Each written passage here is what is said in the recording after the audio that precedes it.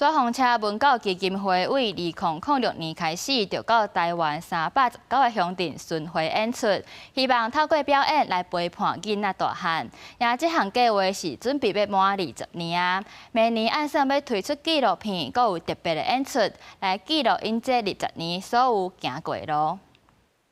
咱大人会当带小朋友做伙来看戏。 里长用麦克向里面放送，讲话剧团要来表演，会当带囡仔去看戏。表演的剧团是左风车剧团，因对2006年开始伫台湾319个乡镇巡回演出，初心就是希望透过表演来陪伴囡仔大汉，马速地都市甲整开的艺术表演资源落差。我们希望我们所有台湾的儿童能够在笑声中长大，能够在笑声中培养出正确的 人生观、积极的人生观、爱的人生观，对不对？不放弃的人生观。对这个咱台湾的多元的母语吼，这个推广，这个工作吼，阮嘛甲咱纸风车的一寡经典的剧嘛，比如讲《武雄拍虎》，啊，比如讲阮去年改编的是一出叫做《顺风耳的新香炉》。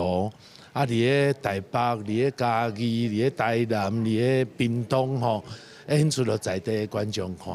这个艺术工程计划明年今日20天，台湾行政区因为改制，即马嘛对319个乡镇变做368个乡镇。为着要记录这20天，剧团嘛打算要来推出纪录片，来记录这20年来因陪伴囡仔的过程。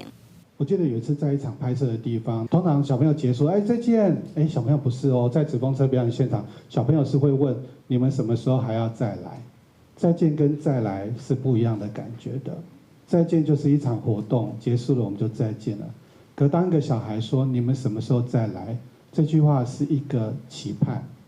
另外，左风车剧团嘛表示，会伫每年办一场20周年的特别演出，用一出戏的时间回头看这20年来行过的路，也会继续表演落去，把这个儿童艺术工程变做所有台湾囡仔的共同记忆，搁再向前行20年。记者陈新东、谢桂林台北报道。